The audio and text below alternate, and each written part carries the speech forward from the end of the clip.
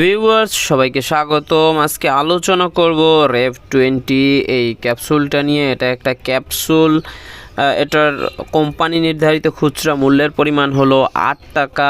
এটা generic name হলো রেভিপ্রাজল 20 milligram. এটা প্রস্তুত করে থাকে অ্যারিস্টো ফার্মা লিমিটেড। এরপরে জেনেই এই REV20 ক্যাপসুল আপনি কেন সেবন করবেন, এটা কোন রোগের জন্য খাওয়া যায়, এটা খেলে কি কি কাজ করে।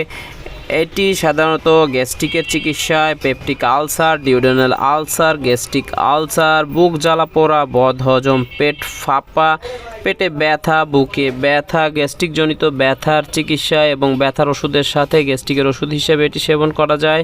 এটি গর্ভাবস্থায় নিরাপদ। এরপরে জেনে নিই এটার পার্শ্ব প্রতিক্রিয়া। এটা সেবনে ক্ষুধা কমা বা বেড়ে যেতেও পারে অনেক সময়, মাথা ব্যথা, ডায়রিয়া, কোষ্ঠকাঠিন্য, ঘুম ঘুম ভাব ইত্যাদি সাধারণ পার্শ্ব প্রতিক্রিয়াগুলো লক্ষ্য করা যেতে পারে। এরপরে জেনে নেই এটার সেবন মাত্রা। এটার একটা ক্যাপসুল দৈনিক 2 বার, সকালে এবং রাতে অবশ্যই সেটা সেবন করতে হবে। খালি পেটে খাওয়ার 30 মিনিট আগে। খালি পেটে সেবন না করলে ওষুধ ভালো কাজ করে না, গ্যাস্ট্রিকের ওষুধ, তাই অবশ্যই খাওয়ার 30 মিনিট থেকে 1 ঘন্টা আগে সেবন করবেন। আমার ভিডিও দ্বারা আপনাদের কোনো উপকার হলে লাইক দিয়ে চ্যানেলটি সাবস্ক্রাইব করবেন।